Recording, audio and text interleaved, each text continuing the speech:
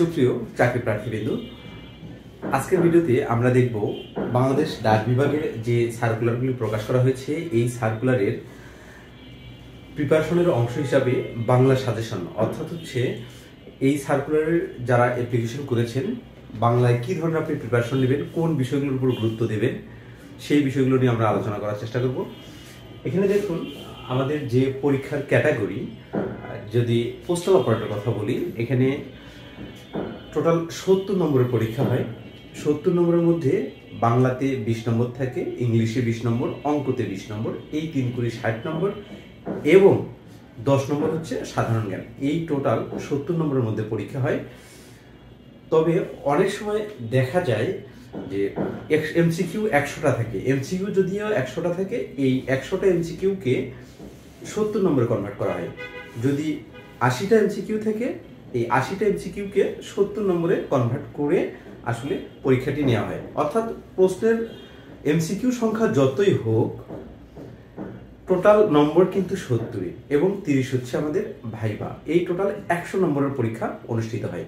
আজকে আমরা এই বাংলা সাজেশন দেখব, বাংলা কোন বিষয়গুলো আপনি বেশি গুরুত্ব দিয়ে পড়বেন। কারণ এখানে যে ক্যাটাগরি এখানে পোস্ট রয়েছে, এখানে বেশ কিছু পোস্ট রয়েছে, সবগুলো পোস্টের জন্য আসলে একই অধ্যায়গুলো পড়তে হবে এমনটাও না, এবং একই অধ্যায়ে সবগুলো টপিকস পড়তে হবে এমনটাও না। কিছু কিছু টপিকস সদৃশ্য থাকবে, কিছু কিছু টপিকস বাদ যাবে কোনো কোনো পদে। এই বিষয়গুলো আমার এই ভিডিওতে আমি বলে দেওয়ার চেষ্টা করব। এবং আপনারা সকলেই জানেন এই বাংলাদেশ ডাক বিভাগের যে বিশাল সার্কুলার প্রকাশ করা হয়েছে, 4টি সার্কুলার, এই 4টি সার্কুলারের বিপরীতে আমার এই চ্যানেলের পক্ষ থেকে একটি পেইড ভার্সন কোর্সের ঘোষণা করা হয়েছে। এই কোর্সটিতে আপনারা অতি দ্রুত ভর্তি হয়ে যেতে পারেন। কোর্স ফি 599 টাকা। আমার যে ফোন নাম্বার রয়েছে 01726995630, এই নাম্বারে বিকাশ অথবা নগদের মাধ্যমে প্রেরণ করে আপনি ভর্তি কনফার্ম করে কাঙ্ক্ষিত ব্যাচে ভর্তি হতে পারেন এবং ক্লাসগুলো নিয়মিত আপনি কন্টিনিউ করতে পারেন। এছাড়া আপনি আমার এই চ্যানেলের মাধ্যমেও আপনি ফ্রি ক্লাসের মাধ্যমে সকল ক্লাস করতে পারবেন, এতে কোনো প্রবলেম নাই। বাংলা সাজেশনের মধ্যে আমি যদি প্রথমে লিখি এখানে ধ্বনি বা বর্ণ, এই অধ্যায় থেকে, এই অধ্যায়টা কিন্তু আমাদের বাংলা যে সাবজেক্টটা রয়েছে এই সাবজেক্টটি খুবই গুরুত্বপূর্ণ। অর্থাৎ এখানে বেশ কিছু কোশ্চেন হয়ে থাকে, 2টা বা 3টা কোশ্চেন আমরা এখান থেকে পেয়ে থাকি, সচরাচর 2টা বা 3টা কোশ্চেন কিন্তু আমরা পেয়ে থাকি। এখন কোন কোন বিষয়গুলো আমরা ধ্বনি বা বর্ণ এই অধ্যায় থেকে পড়বো। দেখুন এই ধ্বনি বা বর্ণ অধ্যায় থেকে আসলে অধ্যায়টা অনেক বড় একটা অধ্যায়। আপনি বেসিক যে বিষয়গুলো, এই বিষয়গুলো খুব ভালো করে পড়ার চেষ্টা করবেন এবং এর যে সালের যে কোশ্চেনগুলো রয়েছে এই সালের কোশ্চেনগুলো আপনারা সবগুলোই দেখবেন। ধ্বনি বা বর্ণের মধ্যে যেমন ধ্বনি পরিবর্তন রয়েছে, ধ্বনি পরিবর্তনের নিয়মগুলো আপনারা দেখবেন। অষ্টধ্বনি কোনগুলো, এরপর স্পর্শ বর্ণ কোনগুলো, অঘোষ, ঘোষ, স্বরবর্ণ, ব্যঞ্জন বর্ণ, মাত্রাহীন বর্ণ এবং পূর্ণমাত্রা অর্ধমাত্রার যে বর্ণগুলো রয়েছে এগুলো সবগুলো আপনাকে দেখতে হবে এই অধ্যায় থেকে। এছাড়াও আমার যে লেকচারগুলো থাকবে এই লেকচারে আমি স্পষ্ট করে বলে দিব যে আসলে কোনগুলো বেশি গুরুত্ব দিয়ে আপনি পড়বেন এই অধ্যায়ের ভিতর থেকে। এরপরে 2 নম্বরে যদি আমি আসি, নত্যবিধান সত্যবিধান। নত্যবিধান সত্যবিধান,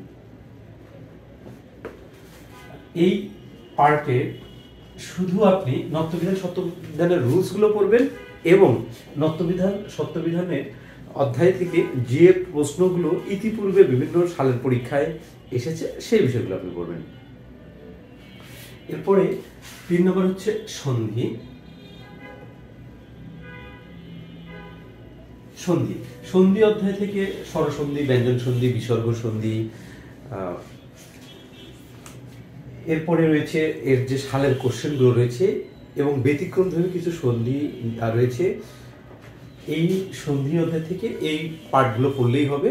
এবং আমি যদি আপনাদেরকে বলি এই বাংলা পার্টের জন্য আপনারা সৌমিত্র শেখর স্যারের যে বইটা রয়েছে এই বইটাও রাখতে পারেন, অথবা ক্লাস 9-10 যে বইটা রয়েছে, আসলে ক্লাস 9-10 বইটা থেকে আগে অনেক কমন আসতো, কিন্তু এখন কোশ্চেন প্যাটার্নগুলো চেঞ্জ হয়ে গেছে, যার কারণে আসলে এই বইটা এত বেশি এখন ইফেক্টিভ না।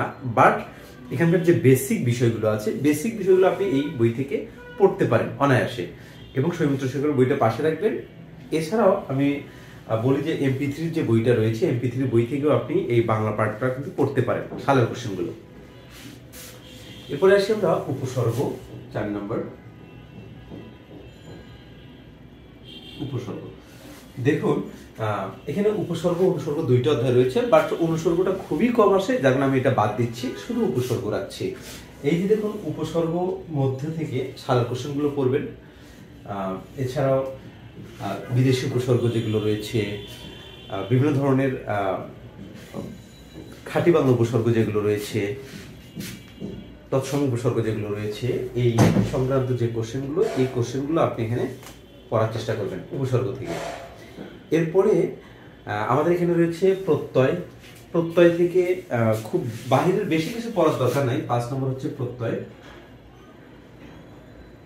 প্রত্যয় বাহিরের আসলে বেশি কিছু পড়ার দরকার নেই, শুধু সালের কোশ্চেনগুলো এবং এর প্রত্যয়ের যে বেসিকটা, কৃত প্রত্যয় তদ্ধিত প্রত্যয়, এর যে বেসিকটা, এই বেসিকগুলো খুব ভালোভাবে পড়বেন।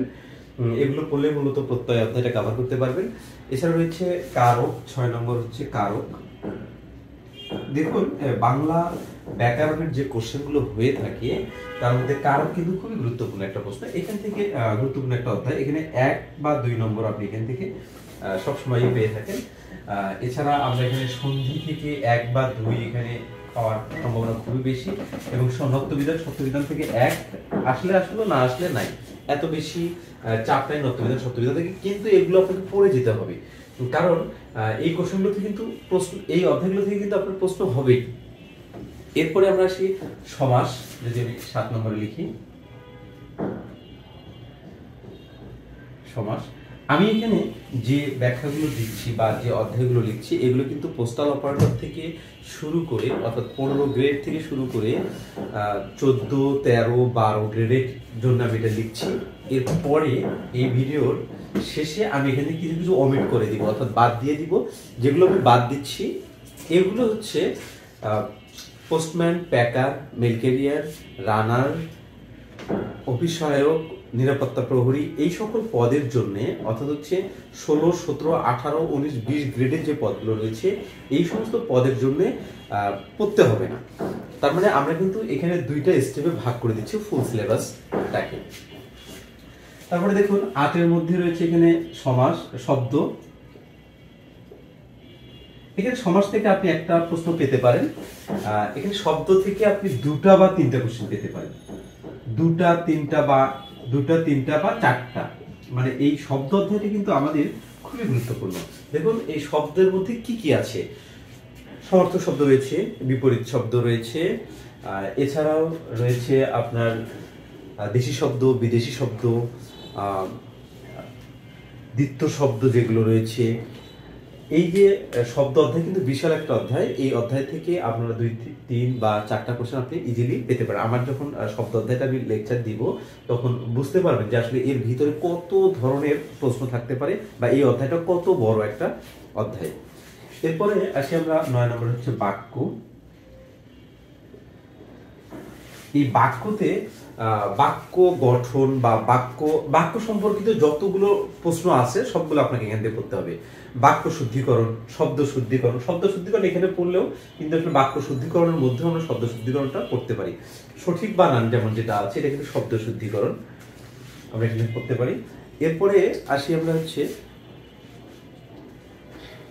সাহিত্য পাঠ। এই ছিল আমাদের মূলত হচ্ছে গ্রামাটিক্যাল যে অংশটা এখান থেকে। এরপর আমরা আসি সাহিত্য পাঠ, এটা হচ্ছে আমি 3 স্টার দিচ্ছি।